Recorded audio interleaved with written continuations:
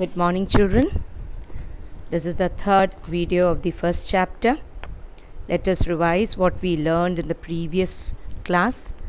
In the previous class, we learned how the various scientists discovered the various subatomic particles, like J.J. Thomson discovered the electrons, Eugene Goldstein discovered the protons, James Chadwick discovered the neutrons, and Rutherford discovered the nucleus.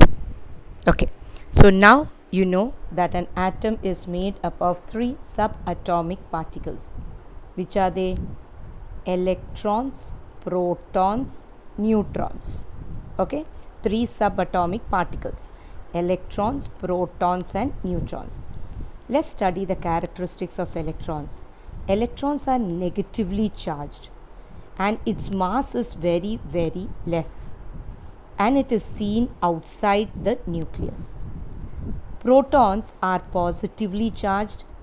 Its mass is equal to that of a hydrogen atom. That means it has got some mass, and it is seen in the nucleus. Neutrons are chargeless. This also has got some mass, and it is seen in the nucleus. So this is a very important table which you should know.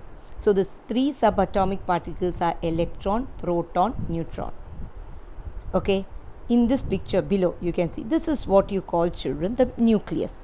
Inside the nucleus you have protons and neutrons. Protons, I just teach, when I teach you I tell proton starts with P, so positively charged. Neutron starts with N, so the charge is nil. It is easy to remember. Okay, and then you can see the electrons, they revolve around the nucleus. They are revolving around the nucleus. This is the atom model what he proposed, Rutherford proposed. So the three subatomic particles: electron, protons, neutrons. At that time, Rutherford's model was compared to the solar system. In the solar system, you have the sun at the center. Here, you have the nucleus in the center.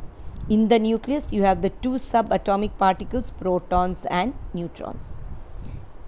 In the solar system, you have the planets revolving around the sun in the solar system. Here, you have the electrons revolving around the nucleus. So, hope you have understood the atom model. So, inside the nucleus, you have two subatomic particles, protons and neutrons, and around the nucleus, you have the electrons revolving. This is your textbook, page number 15, Rutherford's planetary model of atom, which I finished explaining. Now, what was the drawback for Rutherford's model? According to science, any particle which emits energy, see this electron, it is emitting energy. Once it emits energy, it will go on a spiral route and it will finally collapse with the nucleus because it is losing energy. Okay, but we know that atom is stable. So Rutherford could not explain the stability of an atom. This was his drawback. Rutherford gave an excellent model of an atom. He said the nucleus is in the center, you have the protons and neutrons inside it, and the electrons revolve around the nucleus.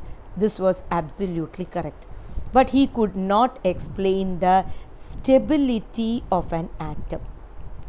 He could not explain the stability of an atom. This was his drawback. The stability of an atom was corrected by Bohr. Niels Bohr was a young Danish physicist, suggested that electrons revolving around the nucleus are confined to certain fixed orbit. The electrons do not lose any energy while revolving around the nucleus. For convenience, the orbits are given specific name or numerical values.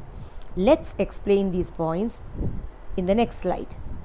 Now, children, learn this very well. This was Rutherford's model, which we are learning today in science or in chemistry. What he said was same. Rutherford, he said the nucleus is in the center, you have the protons and the neutrons. Electrons are revolving around the nucleus. I just gave one color for each electron to show them. Now, he gave each shell one name, K, L, M, N, or he called it first energy level, second energy level, third energy level, fourth energy level. That's it. Okay. Now, what did he say? The first one, an atom is made of three kinds of particles, electrons, protons and neutrons. I hope you have understood this. Electrons are negatively charged, protons are positively charged and neutrons are neutral. This also I think is clear to you.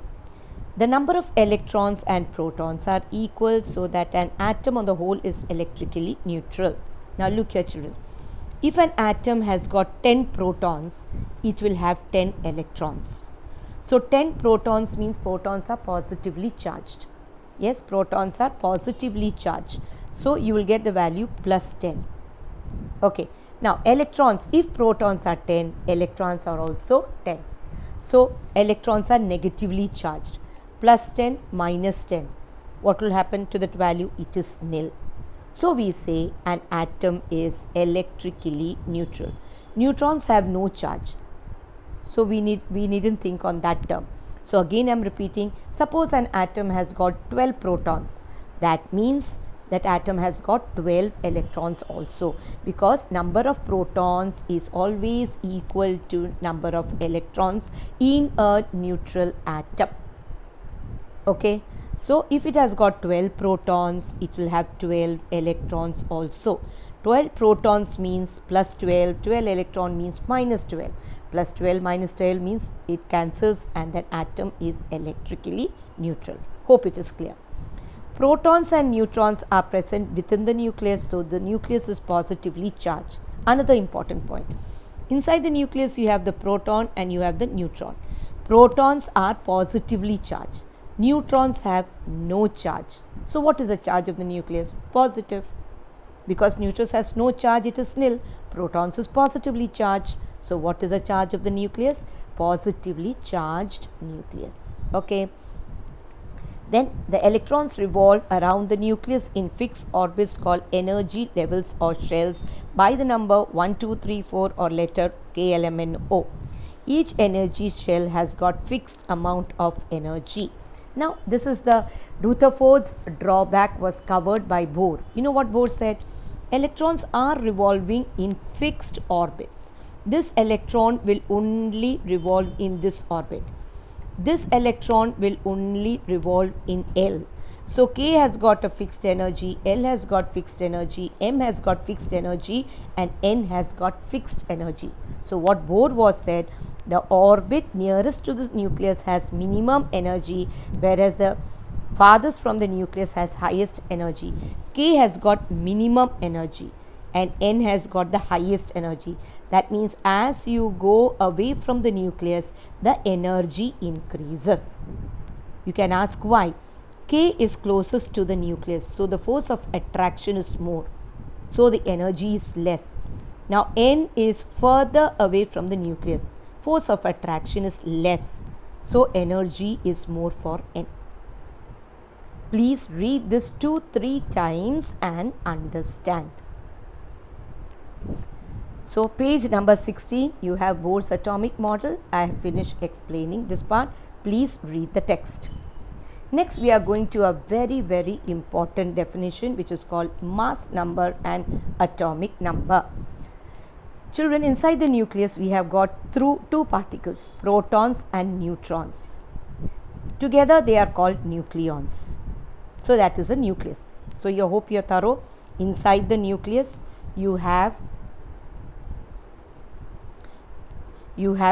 two particles, that is namely the protons and neutrons. Okay. Now we are going to come to a term called atomic number. What is atomic number? Atomic number is the number of protons present inside the nucleus. Suppose inside the nucleus there are 12 protons. Atomic number will be 12.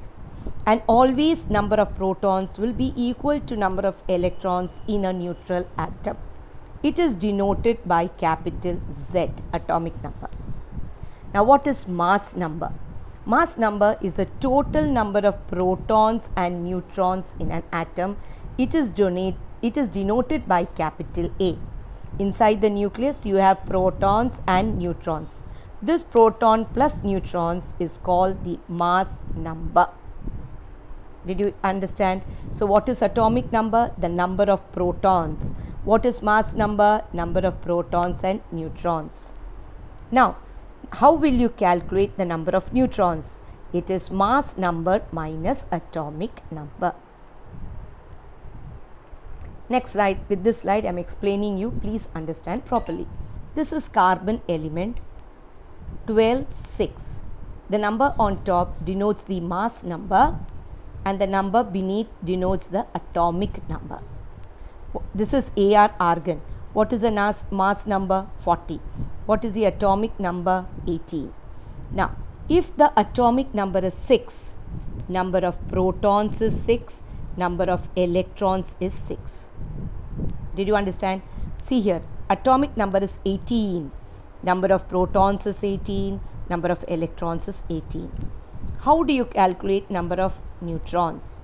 Mass number minus atomic number.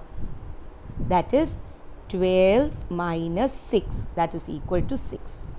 Here, number of neutrons, mass number minus atomic number. 40 minus 18 is equal to 22. So, like this, you will be given many elements and you will be asked to complete a table. So, whenever an element is given, the number on top is called the mass number and the number at the bottom is called the atomic number.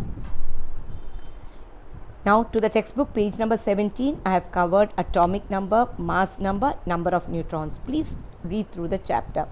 Table 1.3, please complete it. Atomic number, mass number, protons, electrons, neutrons, and I have covered this in the notebook also. Okay. Thank you, children. Then coming to the chapter, these are my notes. From here, we have to start Bohr's atomic model. Then you have the mass number, atomic number. That table I have done here. Please don't copy, try to do by yourself. With this, I end today's video. Thank you, children. Have a nice day.